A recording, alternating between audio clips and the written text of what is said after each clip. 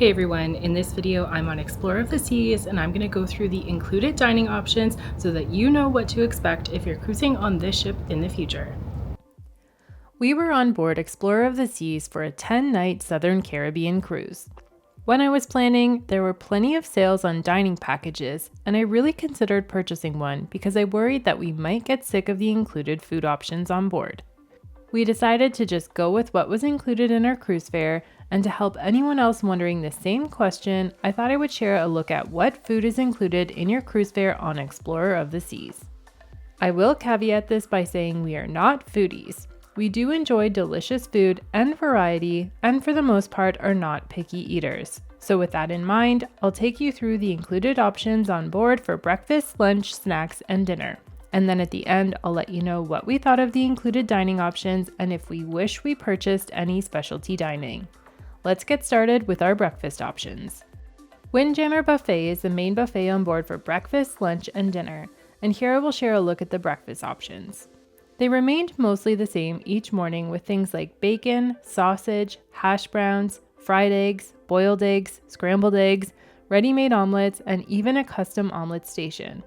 There were a variety of pastries and baked goods, breads, including toasted and non-toasted options, and there were ready-made eggs Benedict, biscuits and gravy, whole fruits, cut fruits, sautéed vegetables, hot oatmeal, grits, an assortment of cereals with milk, and there was a yogurt station to make your own yogurt and granola parfaits, and they had chocolate milk available as well.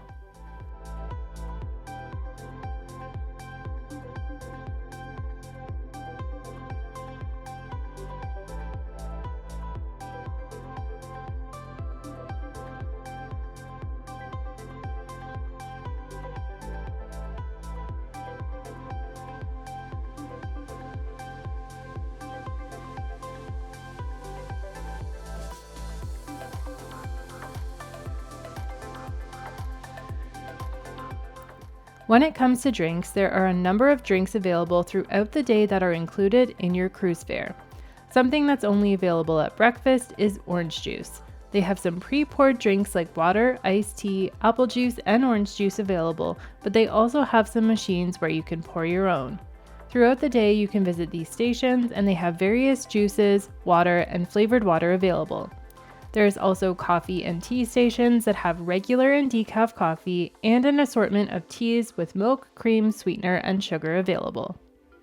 And now for the main dining room. On sea days or select days on the cruise, you can eat here for a sit-down breakfast and order off a menu. We did breakfast in the main dining room twice on this cruise. It does take a bit longer than going to the buffet, but on a sea day, it's a nice leisurely way to start your morning. The menu had some royal classics that were available every time the dining room was open for breakfast, and then there were some specialty items offered only on that specific day. As you can see here, the options are similar to what you can get at the buffet, but you can get some customizations like if you want an omelet and you don't have to wait in an omelet line. And you can combine items on the menu as well.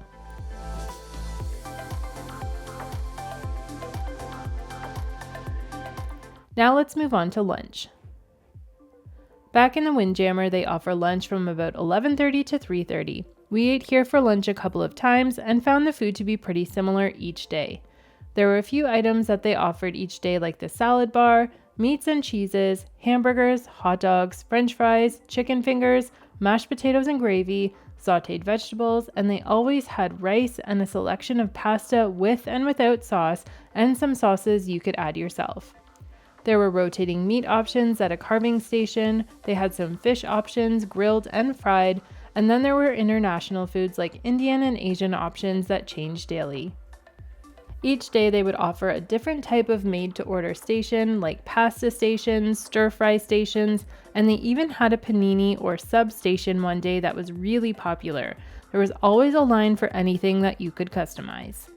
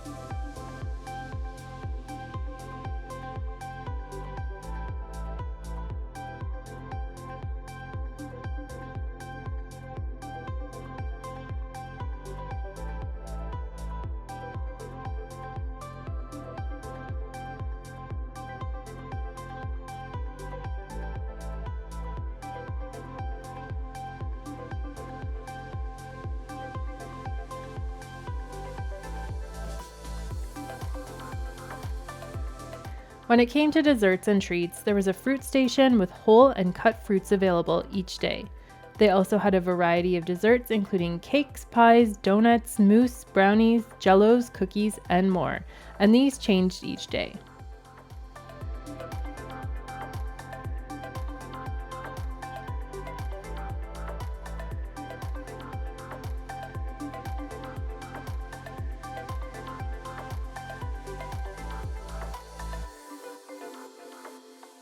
Here's a look at some of the lunches we had in the buffet, and as you can see, it was a bit of everything depending on our moods and what we saw first.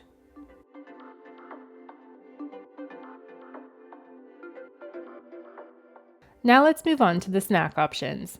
When you're on a cruise, there's definitely no shortage of food, so if you're looking for snacks between meals and don't feel like going up to the buffet, you can visit Deck 5 and check out the Royal Promenade, where they have the Promenade Cafe and Sorrento's Pizza. These are open from the morning until late at night. This is where you can get snack foods, small sandwiches, whole fruit, cut fruit, muffins, donuts, and other baked goods. They also have whole pizzas and pizza slices available here, and they have a specialty flavor each day and regulars like cheese, pepperoni, and vegetable. The pizza here always hit the spot, and they had ranch dressing, Parmesan cheese, and chili flakes you could add to it. We enjoyed getting small sandwiches and baked goods here when we needed a small snack or weren't too hungry for lunch.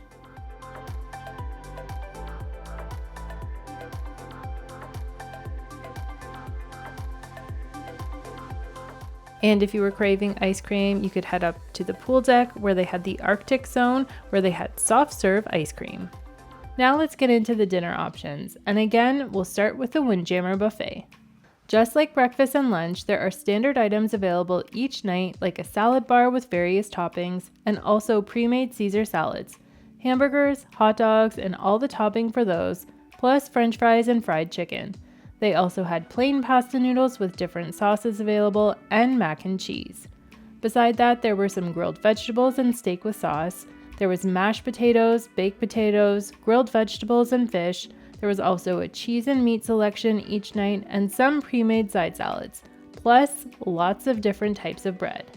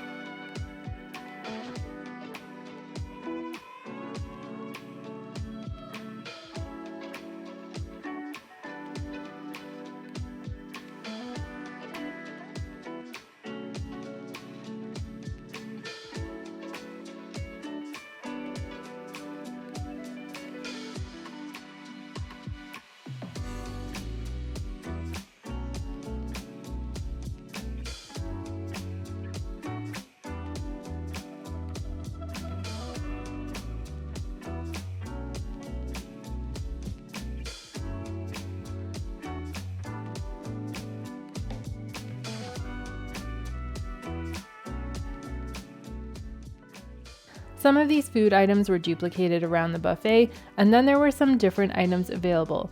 Here you can see there was quiche. There was always some international food options like Indian and Asian foods that changed each day, and they had different soups, various types of rice, and plenty of desserts.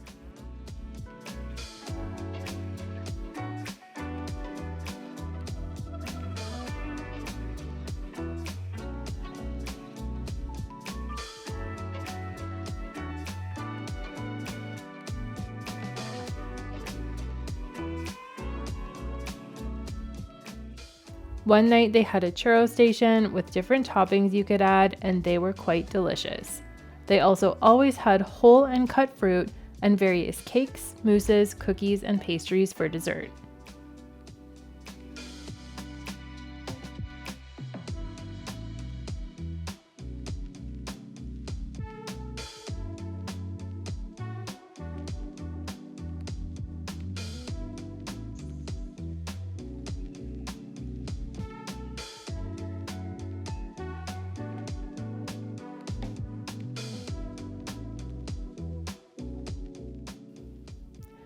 Here's a look at some of our random dinners we had, and although we didn't eat in the buffet very often for dinner, just like the main dining room, the buffet had themed nights with nightly specialties.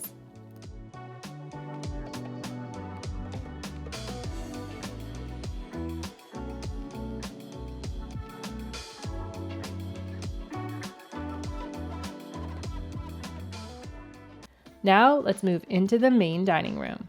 Each night there was a different theme, and here's a look at some of the menus. You can pause to read these more in depth.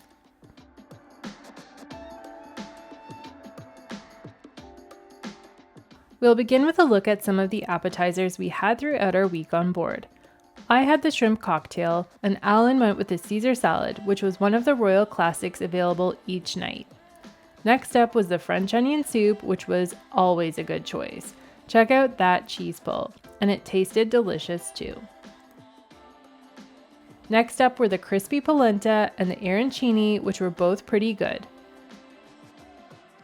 Another night I had the spinach dip, and my husband had the baked potato soup, and I will admit his was much better, and he also had fried zucchini sticks, which were pretty good too.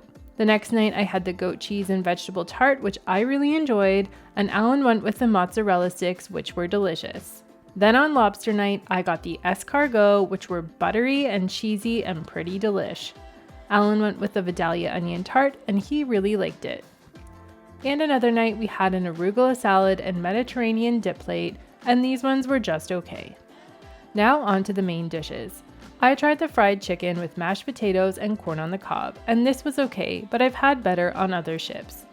Alan got the chicken sag, or sag, I'm not sure how to say it, but he really enjoyed it. Next up was the beef and peppercorn sauce with mashed potatoes and asparagus. The sauce was super good. And Alan got the beef bourguignon with rice, which was delish. And as you can see here, he really enjoyed it. On Italian night, I got the lasagna, which I do not recommend, and Alan got the chicken parmesan, which was delicious. Another night I got the New York strip steak with vegetables and a baked potato, and my husband got a beef dish with gravy and roasted vegetables, and both of these were very good.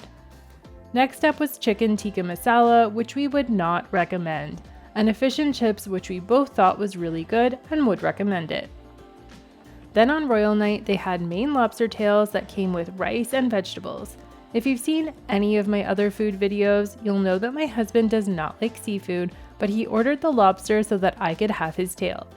Then he ordered another main dish, and this was at the suggestion of our waiters because they told me the lobster tails weren't that big, so we did what they suggested.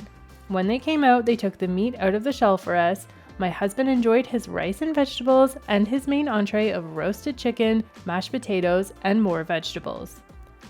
And on the last night we ate in the dining room, I had the roast lamb with beans and mashed potatoes that was so tasty, and Alan got steak with fries, vegetables, and a chimichurri sauce. Also very delicious. Now onto the desserts. This one was a chocolate cake with chocolate mousse. Then we had a warm chocolate cake with almonds. Really delicious sticky toffee pudding on the British night, and this was a brownie with ice cream, which was really nice. And then one night we had a cheese plate. After having such large dinners, it was nice to just split a dessert or skip it altogether. But if you are a dessert person, they had some great options available. Alright, now it's time. Do you need to upgrade your dining options, or are the included options good enough? In my opinion, I think the included dining options are perfect and we did not need to upgrade anything to enjoy the meals on this ship. However, if you're celebrating something special or you're just a foodie and you would prefer to do some of the specialty dining, then absolutely do it. It's completely up to you, but it's not necessary to enjoy the food on this trip because the food options were pretty great. Well, I hope this video can be helpful for you if you're planning a cruise on Explorer of the Seas in the future and wondering what's included for food. And as always, if you like this video, don't forget to leave a like, subscribe to my channel, and hit that notification bell so that you don't miss any of my upcoming videos. Thanks for watching, and I will catch you in the next one.